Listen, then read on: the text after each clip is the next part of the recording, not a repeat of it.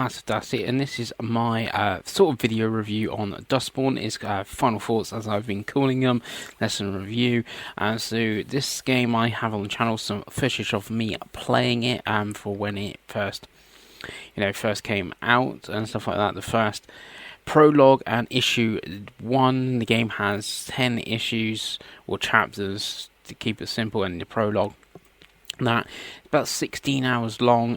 Some of those issues are quite long and felt quite drawn out, and then some of the last ones seem to be over really quickly. And there's some stuff like I would have wanted to know more info as what's happening in, I say the country because it's set in the United States, but they're split into different bits. So you got Pacifica, you've got the Republic, I think Colombia, which you never go to, is its own thing. Not the country Columbia, but there's a bit in the districts of Columbia and Washington. That's like a whole thing, but there's like a map in the game which we can see things. So it'd be more interesting, like this, explain like what's happening, like why the country is like that, and there's a few other bits and pieces like come the end of the game, like who is this character, what are they doing, where we spend a lot of other times doing other things. Obviously the game has a diverse group of characters, and but you watched on my footage, and actually this is what's on the screen now. Like in the prologue, the characters at the very start are not very likable. I just said Gnome was my favourite character. They were the most interesting one and stuff like that.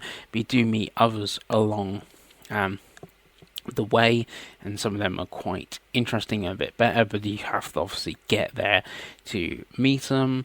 The main character Pax and the others, they've all got like special abilities with their voice, and they get people to do stuff. Very Life is Strange in that way, and that's what the game sort of like. It's like a Life is Strange Telltale adventure game, a bit like Road 96, which I mentioned on the video put up, because that game was set in like a weird America thing, and this game is also set in the weird America, and the art style was close to that, and that had a comic book vibe as well to that. Out of all these games though, I think this is the one I least recommend. Out of all them, like if you've not played Life is Strange, that's a great series and a great game. Played that. Road 96, like I'm actually quite a big fan of that game. Like I've brought up a couple of times now, that had like a prequel as well called Mile Zero. That's better than that. Then Dustborn. Dustborn is digital, which I think is 25 quid, and there is a physical, but that's what I picked up. That's like 35, which you come to the comic book, which you may have seen on this video, like the comic book style. You get some postcards and some stickers and stuff like that. So for me, I bought the game physically for 35 quid. I finished it for 16 hours, then I traded it in.